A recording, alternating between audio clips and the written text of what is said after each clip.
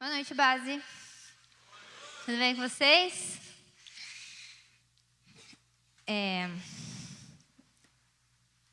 Para quem não me conhece, meu nome é Giovana Bonfim. Estou muito feliz de estar aqui com vocês hoje.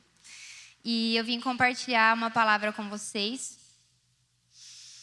Nós estamos numa série sobre os atributos de Deus e eu acredito que não existe um atributo que eu possa falar talvez melhor, com mais propriedade, do que sobre a suficiência de Deus.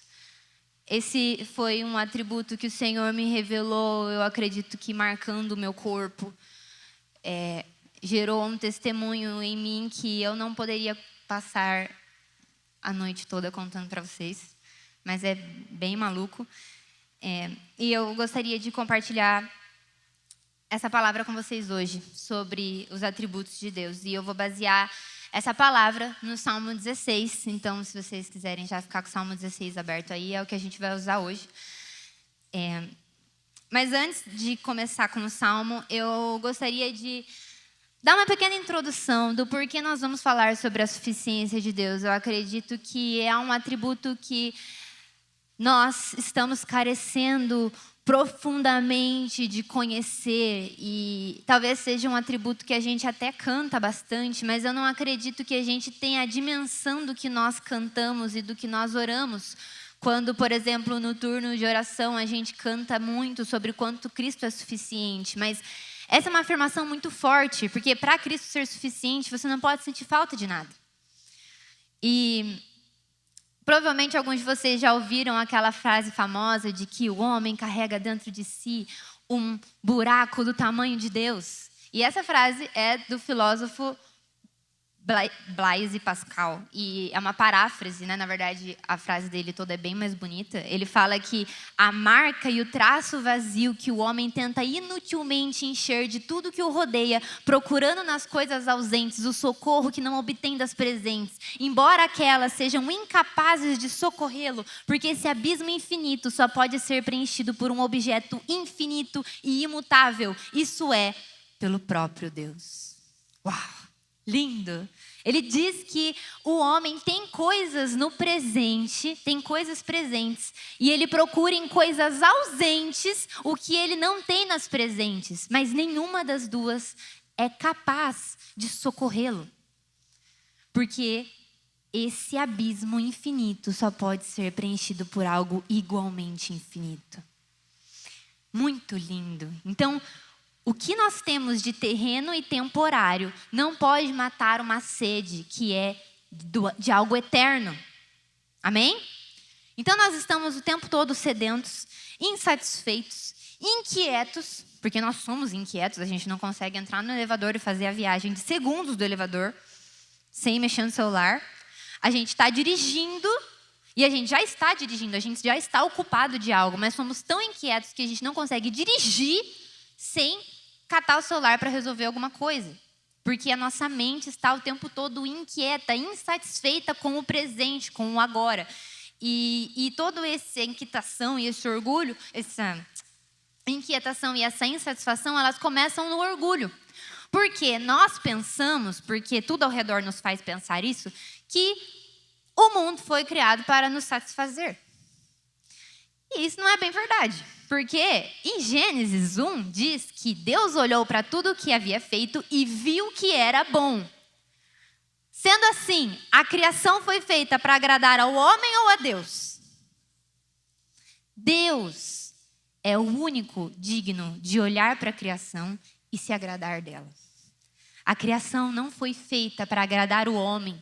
A criação não foi feita para que nós ficássemos satisfeitos e felizes. A criação foi feita para que Deus olhasse para ela e se agradasse dela. Isso aponta para uma teoria que nós temos e que foi muito entranhada dentro da igreja, de que nós somos os protagonistas da nossa própria história. Galera, a Bíblia nunca diz isso. Tipo, não sei de onde que tiraram isso. Vamos lá, vamos pensar. Se eu sou o protagonista da minha própria história, então Cristo não é. Como que eu vou ser a protagonista da minha história se a minha vida é literalmente para glorificar a Jesus? Se eu sou a protagonista da minha história, então a minha vida é para me satisfazer. Eu sou o personagem principal. Que chato. A gente é só coadjuvante mesmo. Glória a Deus por isso. É muita responsabilidade ser o protagonista do universo. Então, vamos começar com isso. Porque esse negócio da insatisfação e da insuficiência é muito mais sutil do que a gente pensa. Eu vou dar um exemplo para vocês.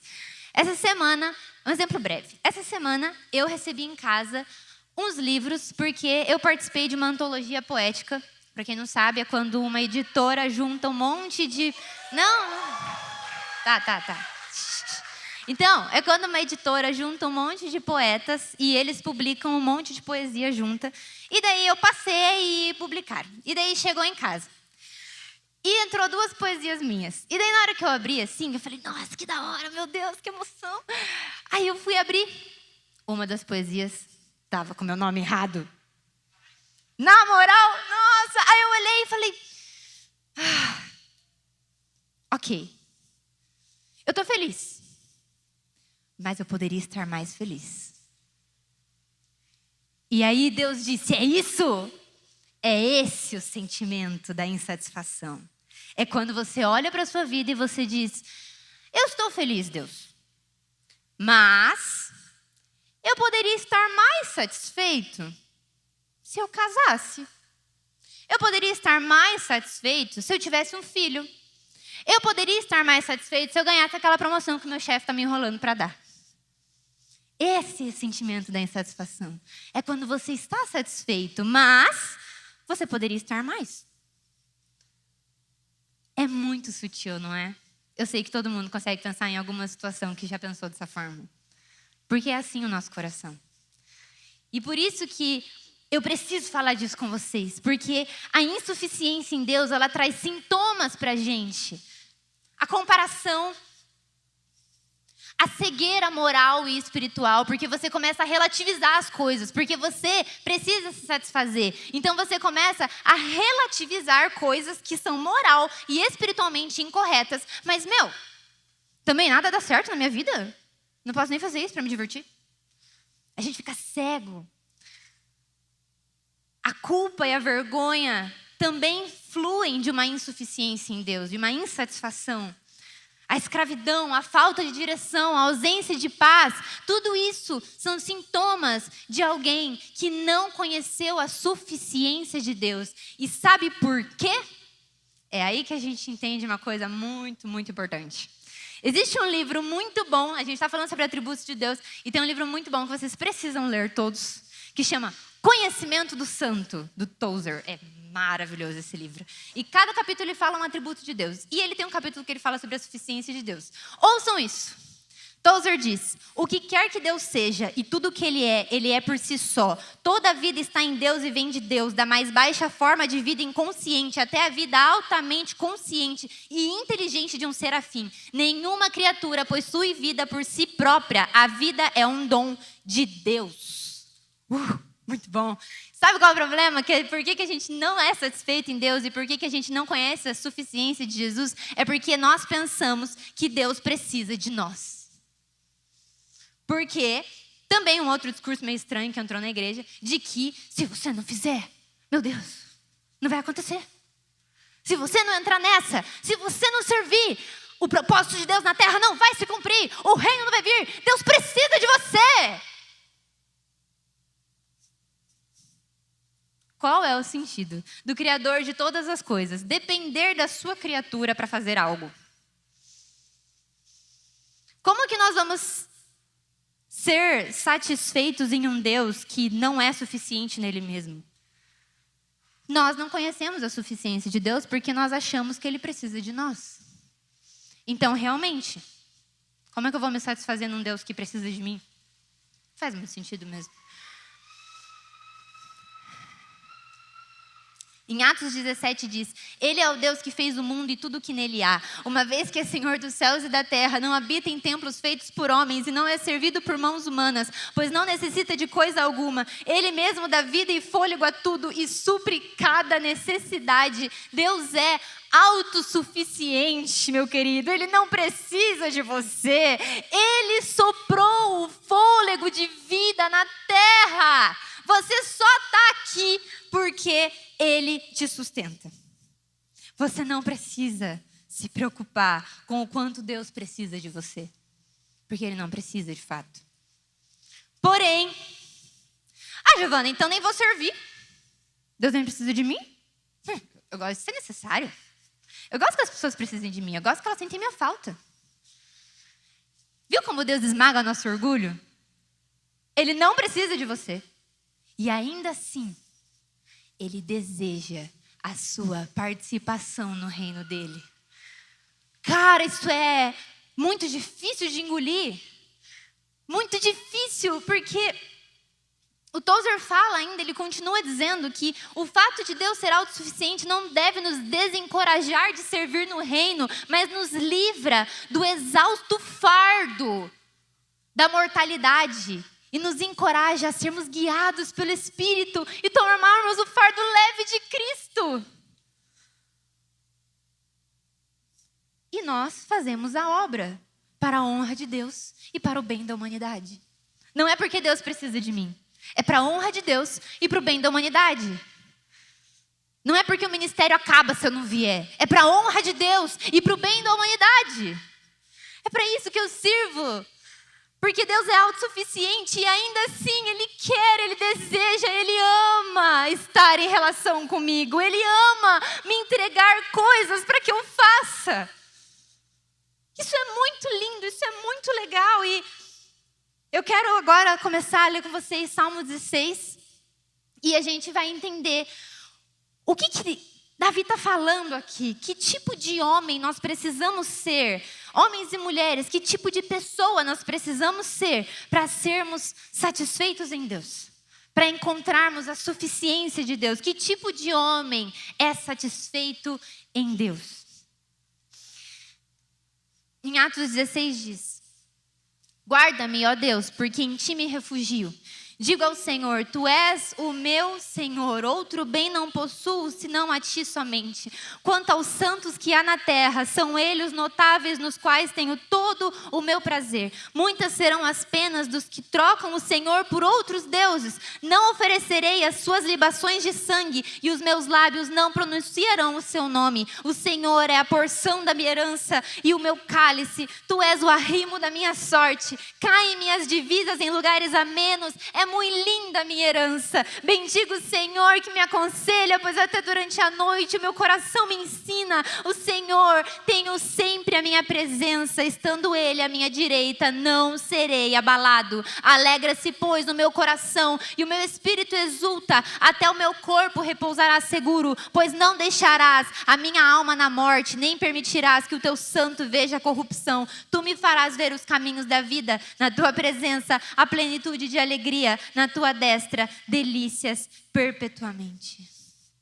Obrigado, Senhor. Obrigado, Senhor. Obrigado, Jesus. No versículo 1 ele diz: guarde-me, Senhor, porque em ti me refugio. Aqui a gente vê o homem que espera. Quando eu fui ver o significado da palavra refúgio aqui, curiosamente ela não significa refúgio. Significa confiar e esperar. Davi não está dizendo que ele está se escondendo em Deus. Ele diz: me guarda, porque em ti eu estou esperando. Davi está posicionado em um lugar de tamanha confiança que ele não se importa de ter que esperar. Esconder-se em Deus não é fugir de conflitos, não é evitar relações e nem ficar em silêncio. É uma questão de posicionamento. Você confia e você espera nele. Não é uma desculpa você falar: não, eu estou esperando em Deus. E daí você não faz nada, você fica só esperando. Guarda-me, porque em ti Eu confio e eu espero. Eu espero parado, eu espero sem falar nada, eu espero em silêncio. Não, eu espero fazendo. Eu vou dar um exemplo prático disso para a gente ir para o próximo, que eu vou bater rapidinho. Eu entendo, assim, até uma galera assim, mais dos 20 não tem mais tanto esse problema, mas quem tem mais 30 anos, assim,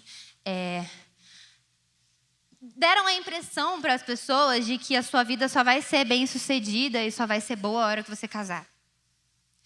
Que se você não é casado com 30 anos, você é um fracassado. Você é... Nossa, você está solteiro ainda. Tipo, todo mundo que é legal casa. Por que você não casa? Você deve ser muito chato. Só os descolados casam. E daí, a vida das pessoas fica travada, esperando o casamento acontecer. Travada, bloqueada. Porque o casamento não aconteceu ainda. Gente... O propósito da sua vida não é casar, não. Você pode esperar. Você pode desejar casar. Você pode sonhar em casar. Isso é lindo. Mas isso não é o propósito da sua vida. O seu propósito é servir ao reino para a honra de Deus e para o bem da humanidade. Se você casar, glória a Deus. Se você não casar, ele ainda vai ser suficiente para você?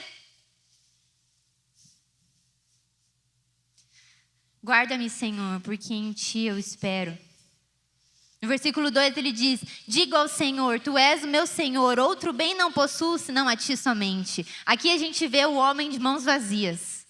Semana passada o Davi Heiker também falou sobre o jovem rico e eu vou falar dele de novo. Eu acho que é algo que está acontecendo aqui sobre o jovem rico. Não sei. Mas em Mateus 19, o jovem rico chega para Jesus e pergunta: Mestre, o que eu farei de bom para alcançar a vida eterna? E Jesus responde: por que você me pergunta sobre o que é bom? Bom só existe um, mas se você quiser entrar na vida eterna, guarde meus mandamentos. E daí o jovem rico fala: quais mandamentos? E daí Jesus repete os mandamentos. E o jovem rico olha para Jesus e fala, meio que tipo, tá bom, essas coisas eu já sei. Ele fala: tudo isso eu já tenho observado, mas o que me falta ainda? E Jesus diz: se você quer ser perfeito, vá, venda os seus bens, dê o seu dinheiro aos pobres e você terá um tesouro nos céus. Depois venha e me siga. Mas o jovem rico, ouvindo essa palavra, retirou-se triste, porque era dono de muitas propriedades. Eu gosto muito do fato de que o jovem rico provavelmente era um cara muito da hora. Ele tinha grana, ele já conhecia todos os mandamentos, então provavelmente ele era super obediente e irrepreensível. O Davi Heiker usou essa passagem semana passada para falar num contexto de relacionamento. E eu digo agora no sentido de igreja, assim. Ele devia ser um cara que todo mundo olha e fala: meu, esse cara é muito de Deus. Ele sabe tudo, as leis. Ele sabe todos os mandamentos de cabeça. E é rico. Deus não abençoa as pessoas que não são boas com dinheiro. E o jovem rico olha na cara de Jesus e vai embora. Ele não fica. E ele sabia todos os mandamentos. Saber os mandamentos, saber o que deve ou não deve fazer, é o suficiente? É o suficiente? Saber o que é pecado e o que não é? Eu sei que não pode fazer isso, eu sei que não pode fazer aquilo. Isso é o suficiente? Você está satisfeito desse jeito, só sabendo o que pode ou não fazer? O jovem rico sabia o que ele podia ou não fazer, mas ele também não estava satisfeito. O que comprova isso é o fato que ele fala para Jesus: eu sei dessas coisas, mas o que me falta ainda? Ele sabia que estava faltando alguma coisa. Não é possível que eu estou me sentindo desse jeito. Que eu tenho tudo o que eu quero, que eu sei todos os mandamentos, que eu sou um baita cara inteligente, todas as mulheres me querem. Mas ainda está faltando alguma coisa. Não é possível que a vida é só isso. Que eu só vou me sentir desse jeito miserável com tudo que eu tenho. Esse incômodo de você saber que você tem tudo o que você precisa, que você não tem motivo para reclamar, mas ainda sentir saudade de alguma coisa. Um homem só encontra alegria plena quando a sua riqueza está no céu. O jovem rico saiu triste e ele continuou triste. Provavelmente ele morreu triste, cheio de joias e coisas caras ao redor. E ele abriu mão de uma alegria plena e se apegou a coisas que ele mesmo admitiu que não eram suficientes. E não adianta a gente olhar para ele e falar, ai, nossa, o jovem rico olhou na cara de Jesus e falou que Jesus não era suficiente. A gente é igualzinho. A gente faz a mesma coisa, a diferença é que a gente não admite que tem alguma coisa faltando. Ele pelo menos admitiu. Ele pelo menos falou, alguma coisa me falta. A gente fica fingindo que está feliz e que nossa vida está muito boa. As pessoas não podem saber que eu choro antes de dormir. Jesus só vai te fazer renunciar o que você considera mais valioso do que ele. Jesus não pediu as riquezas do jovem rico porque ele era rico e é pecado ser rico. Jesus pediu as riquezas do jovem rico porque ele sabia qual ia ser a resposta do jovem rico. Ele sabia que a riqueza era mais importante. Se o problema fosse a esposa do jovem rico, ele ia falar, larga sua esposa e me segue. Você ama ela mais do que eu. Se o problema fosse os cavalos, ele ia falar, vem seus cavalos e me segue, que você ama mais seus cavalos. Mas ele sabia que a riqueza era mais importante, ele estava certo.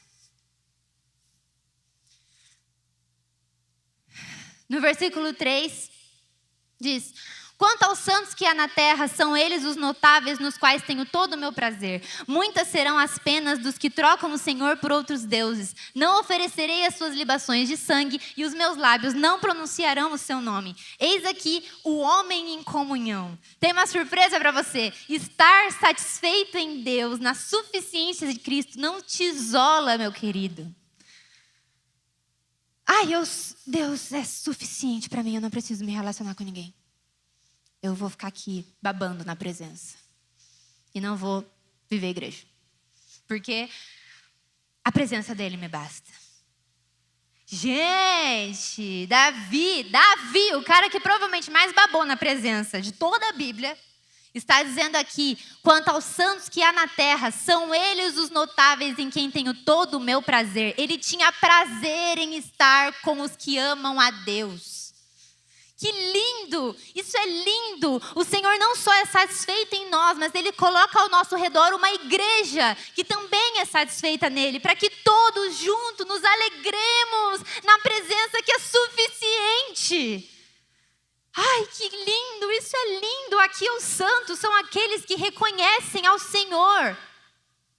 Esses são os santos. E sabe o que é pior? No versículo seguinte, quando ele fala, muitas serão as penas dos que trocam aos senhores por outros deuses, ele não está falando dos ímpios aqui, ele está falando do povo de Deus. Ele está dizendo que ele tem prazer nos santos, que são os que amam a Deus, mas que muitos serão as penas daqueles que são do povo de Deus, mas adoram outros deuses. Parece que ele está falando dos ímpios, mas ele não está. Foi minha Bíblia que falou. Foi a teologia que disse. Isso é muito sério, né? Sabe por quê? Porque é muito difícil a gente encontrar a suficiência em Jesus se a gente está sentado numa mesa cheia de gente tão insatisfeita quanto a gente. Aí fica todo mundo sentado, muito insatisfeito. Minha vida está terrível. Aquele líder não me reconhece. Eu estou muito triste. E daí o outro fala, não, eu estou mais triste que você. Meu namorado terminou comigo. Não, eu estou mais triste que você. Meu cachorro morreu essa semana. Aí fica fica essa discussão de quem está pior que o outro, um mais insatisfeito que o outro, todos juntos se afundando no abismo. Vamos todos pular. É muito difícil, para de rir. É muito difícil ficar satisfeito em um lugar em que ninguém está satisfeito. E daí... É complicado, porque essa idolatria que Davi está falando aqui, ela é muito sutil, sabe? Eu percebi que no Antigo Testamento, em muitos momentos, o Senhor usa a língua para falar da idolatria, como se a idolatria começasse pelos lábios. Eu acredito que nós precisamos tomar mais cuidado com o que sai da nossa boca, porque é aí que começa a idolatria, nos comentários. Nos comentários, nas pequenas frases ácidas, nas piadinhas. Deus vai perdendo o centro e vão entrando outras coisas no lugar.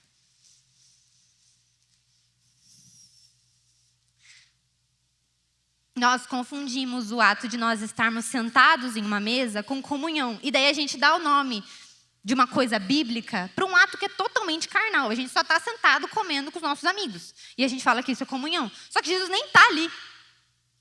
Só é comunhão se Jesus está, beleza? Se Jesus não está, vocês só estão lanchando no RR. Não precisa falar que é comunhão. Vocês podem só sentar e comer lanche. Para de ficar dando nome de coisa bíblica para uma coisa que é só amigos fazendo.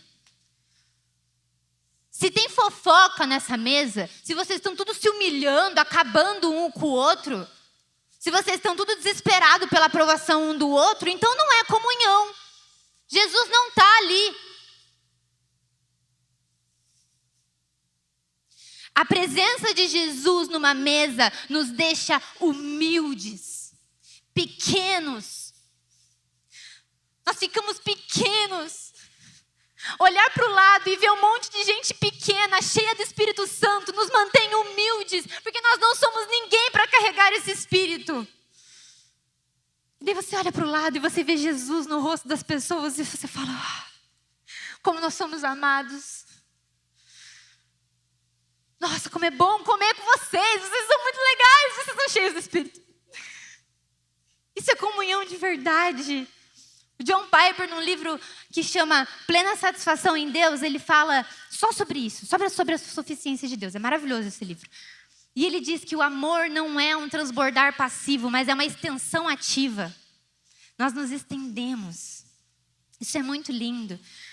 No próximo versículo ele diz, o Senhor é a porção da minha herança e o meu cálice. Tu és o arrimo da minha sorte. Caem minhas divisas em lugares amenos. É muito linda a minha herança. Bendigo o Senhor que me aconselha, pois até durante a noite o meu coração me ensina. A orfandade cega os nossos olhos para que nós não vejamos a suficiência de Deus. Nada substitui o amor de um pai.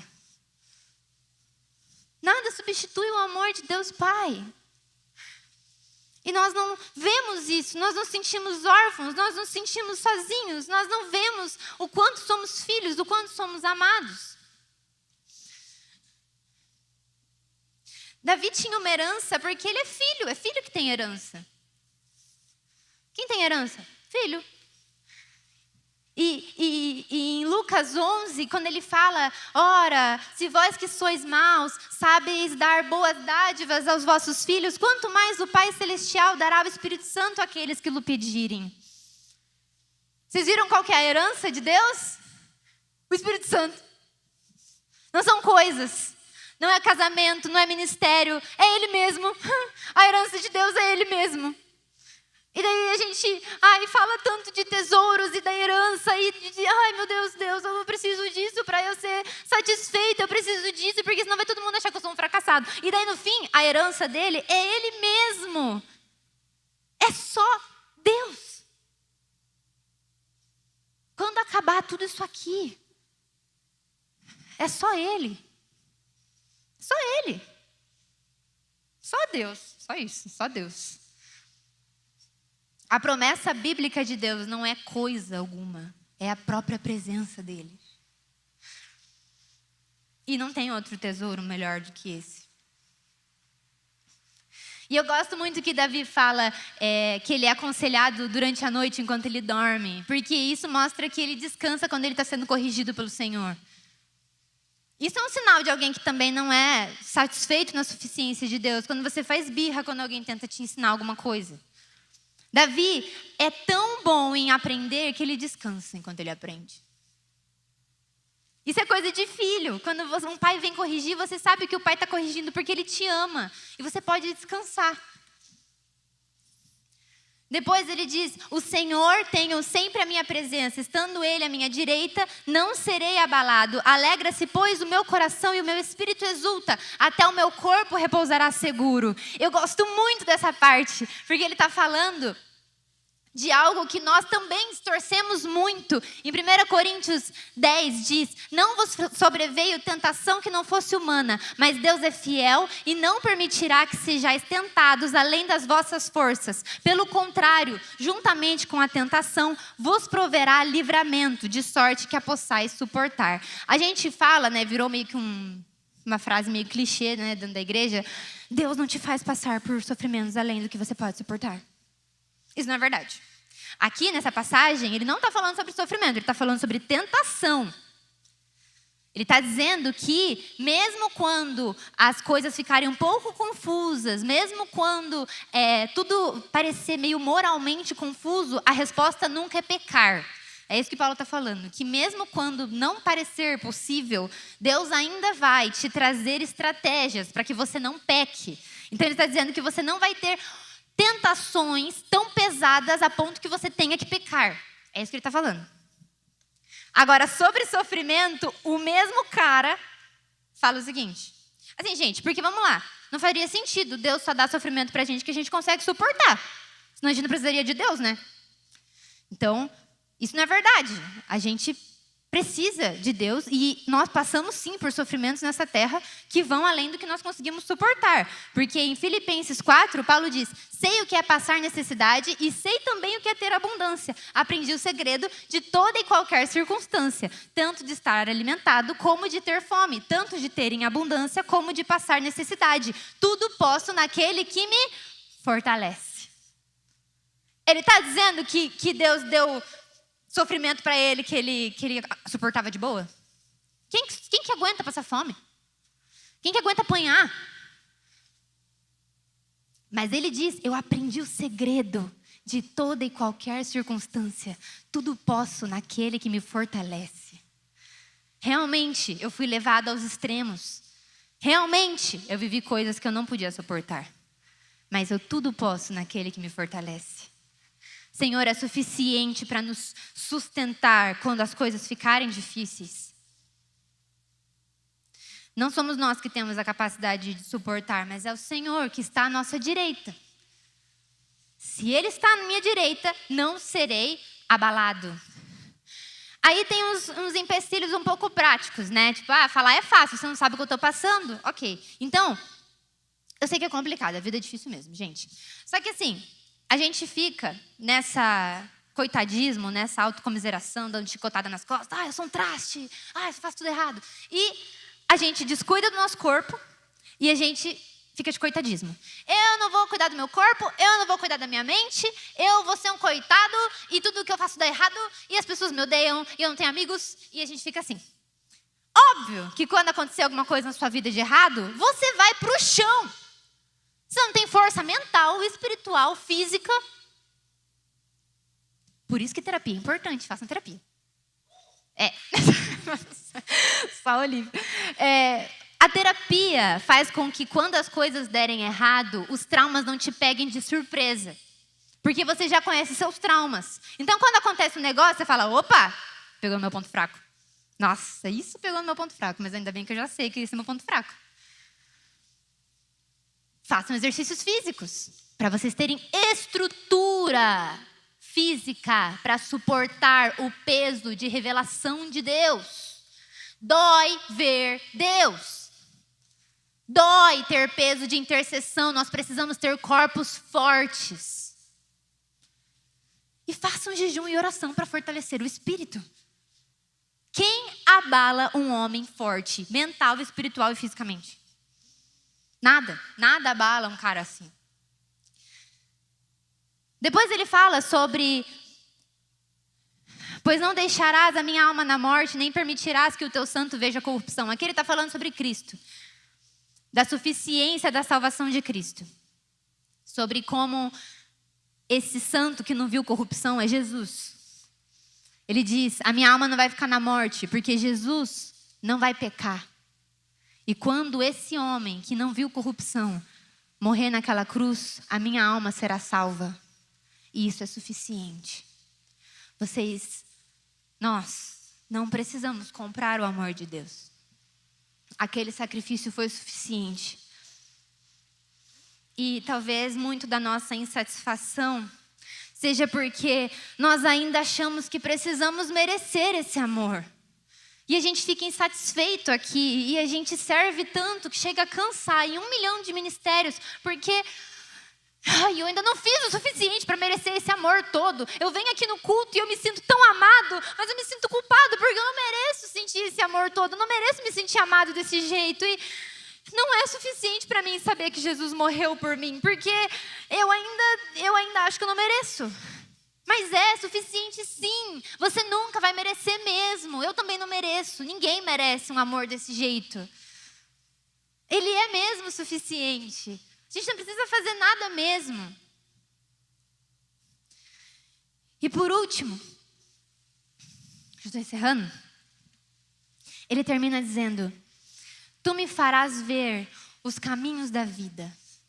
Na tua presença há plenitude de alegria, na tua destra delícias perpetuamente. O John Piper diz naquele livro lá que eu falei também, que a raça humana de fato anseia pela experiência de admiração. E não há realidade mais arrebatadora do que Jesus Cristo.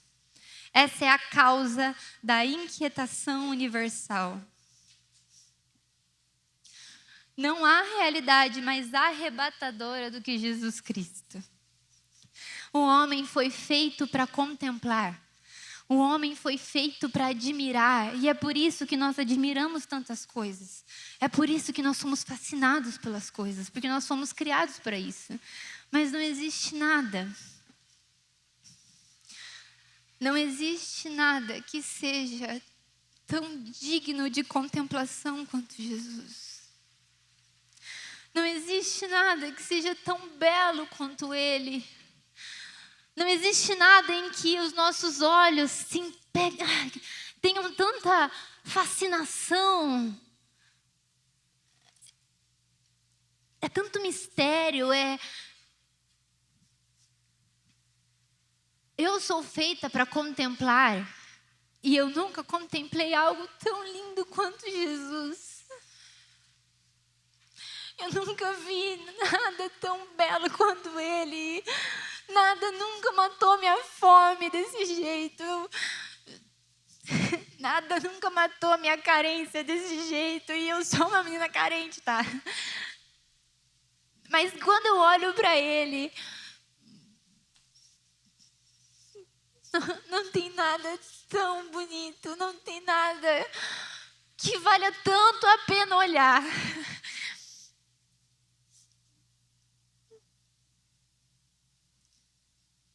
No versículo 9, Davi diz: alegra-se, pois, o meu coração e o meu espírito exulta, até o meu corpo repousará seguro. Ele está falando aqui da tricotomia do homem: corpo, alma e espírito.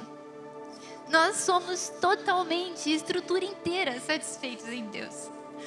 Eu sei que vocês vêm para o culto e que vocês acham que o negócio do culto é totalmente espiritual, que eu venho para o culto para abastecer meu espírito, mas não, Deus também pode satisfazer o seu corpo, Ele também pode satisfazer as suas emoções. A gente ora bastante para que Deus revele coisas ao nosso espírito, mas você também pode orar: Deus, Senhor, sacia também a fome que eu tenho na minha carne. Sacia também os meus desejos carnais. Sacia também, Senhor, a fome que o meu corpo sente. Sacia também, Senhor, a fome que as minhas emoções sentem. Essa minha ânsia de aprovação. Esse meu desejo de ser vista pelas pessoas. E sacia, Deus, também a minha vontade de ter um filho. Sacia, Deus, por favor, a minha vontade de casar. E que às vezes é maior do que a vontade que eu tenho de amar você. Ele pode saciar tudo, tudo, tudo em nós. Toda a estrutura do homem satisfeito se alegra na presença do Senhor. Tudo que nós somos, tudo que nós temos. Delícias nesse salmo. Podem ficar de pé, por favor. Delícias nesse salmo é Naim, que significa belo, amável, doce. Mas também pode ser usado para canto, som agradável e música. Talvez Davi estivesse dizendo que na presença do Senhor há sons agradáveis perpetuamente. Nós sabemos qual é o cântico que é feito pela eternidade. Santo, santo, santo, santo, santo. E eu posso garantir para vocês que os anjos que cantam dele não sentem vontade de olhar para mais nada. Porque a beleza de Jesus, a beleza de Jesus é suficiente. A presença de Jesus é suficiente. O amor de Jesus é suficiente. Ele não quer dividir os nossos olhos com ninguém.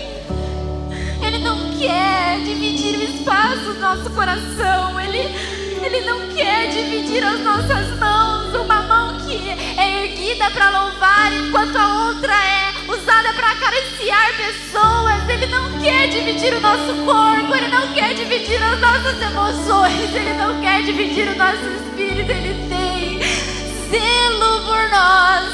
Ele tem ciúmes de nós. Ele deseja o nosso coração por inteiro. Oh Deus, nos perdoe, Senhor, porque não somos satisfeitos em Ti. Deus, existem igrejas hoje no mundo que correm risco de vida, que enterram Bíblias no quintal, que se escondem em porões para cantar louvores sussurrados a Ti, porque eles correm risco de vida. Qual é o nível de suficiência que pessoas assim encontraram para correr risco de vida e continuar adorando a Deus, porque sabem que Ele é digno, porque sabem que Ele é suficiente?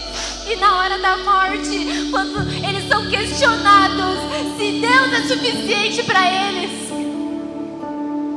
eles preferem a morte do que dizer que não. O que foi que o Senhor mostrou para aquelas pessoas, Deus, que nós estamos perdendo? O que foi que o Senhor mostrou para aquelas pessoas na Somália, onde não havia nada além de guerra, que nós, nesse lugar luxuoso, estamos perdendo? Essas luzes nos cegaram, essas paredes escuras nos cegaram, as pessoas ao redor nos cegaram, as referências, os blogueiros. O que aconteceu? Porque a gente não está vendo o que eles viram, porque nós não morreríamos por Senhor. Por quê? Porque nós não estamos satisfeitos, Deus. A Tua presença é tão suficiente. É tão suficiente.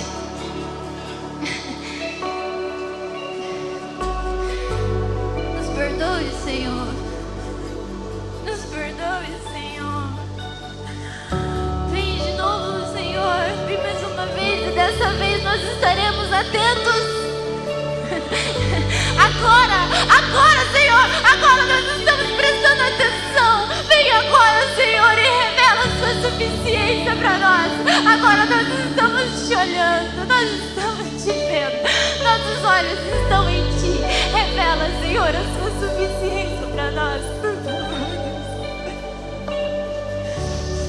Mostra as coisas que são mais importantes e nós vamos deixar de lado, porque o Senhor é digno. Nós vamos louvar.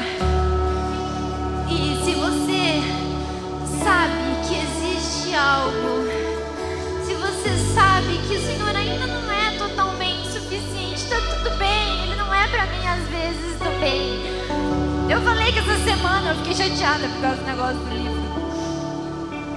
Se você sabe que ainda existe uma insatisfação e você tem coragem de reconhecer isso, você pode vir e o intercessor vai orar por você e vai te dar suporte em oração. Mas não é só para você vir, é para que todos nós contemplemos a suficiência dele. Porque ele está aqui. E esse negócio de vir no apelo não é só você ficar olhando quem vem no apelo, não. Você tem que procurar, Senhor. Você tem que procurar a face dele. Quem vem aqui no apelo é a galera corajosa, que não tem medo de ser exposta. A gente precisa olhar para ele, porque ele é suficiente. Senhor, vem, por favor, nos mostra a sua suficiência. Vamos adorá-lo. porque Ele é digno. E se você quer suporte numa oração, você vem e a gente ora. Nós vamos todos olhar para a suficiência dEle agora. Enquanto a Gi pregava, eu fui anotando ali áreas da minha vida que eu entendi que eu não deixava com que Jesus tocasse porque eu achava que eu era suficiente nisso. Ou uma área que eu tinha alguma dificuldade, não entendia a própria suficiência de Deus nisso. E à medida que eu ia escrevendo, Jesus foi me entregando uma oração sobre aquilo que mexe comigo, sobre aquilo que é difícil para mim. E eu queria ler essa oração agora com vocês, mas eu queria que eu não orasse sozinho, que enquanto eu lesse essa oração que Deus me entregou, você no seu lugar, as pessoas que estão aqui na frente ainda, orassem junto comigo também. Que não fosse algo só interno também, mas que você coloque para fora, assim como eu também vou colocar para fora aquilo que é difícil para mim, aquilo que eu às vezes não consigo deixar que a suficiência de Deus, que a suficiência de Jesus toque. Então vamos orar junto. A minha oração é: Pai, eu não quero fazer parte de uma geração distraída. Eu não quero mais viver correndo atrás daquilo que nunca vai nos satisfazer. Eu quero declarar hoje, Pai, que o Senhor é suficiente para mim. Que o Senhor é suficiente quando eu me sinto sozinho. Que o Senhor é suficiente quando eu me sinto rejeitado. Que o Senhor é suficiente quando aquilo que eu planejo não dá certo. Que o Senhor é suficiente quando eu não vejo a luz no fim do túnel, quando tudo parece incerto, Pai. Eu abro mão hoje, Pai, de toda comparação e deixo que a sua suficiência tome conta disso, Pai. Eu abro mão da necessidade de provar algo para alguém. Eu abro mão, Pai, de chamar de bem, de chamar de precioso, de chamar de meu aquilo que ocupa o teu lugar, Pai. Pai, o Senhor é o meu bem maior e eu tenho certeza e convicção disso. Pai, o Senhor está à nossa direita e eu sei que assim eu não vou ser abalado, Pai. Se o Senhor diz que a tua presença, que o teu Espírito é a nossa herança, então eu não sou órfão, Pai. Se Cristo morreu para nos salvar, eu não preciso me preocupar em me salvar sozinho. Espírito Santo, eu peço que você quebre em mim toda falsa fonte de satisfação. Arranca de mim todos os ídolos escondidos. Cura a minha ansiedade. Fortalece a minha identidade. Pai, eu quero fazer parte de uma geração que é satisfeita no Senhor. Uma geração que não negocia a pureza por um pequeno momento de prazer, Pai. Uma geração que não troca a sua presença por um aplauso. Uma geração que prefere perder tudo, mas que não vai perder ao Senhor Jesus. Que essa nossa próxima semana, que esse nosso próximo mês, que esse ano de 2026, e não só ele, mas todos os outros, quando aquilo que for tentador, quando aquilo que for substituir o seu lugar, Pai, a gente possa se lembrar, que eu possa me lembrar que na tua presença há plenitude de alegria, Senhor.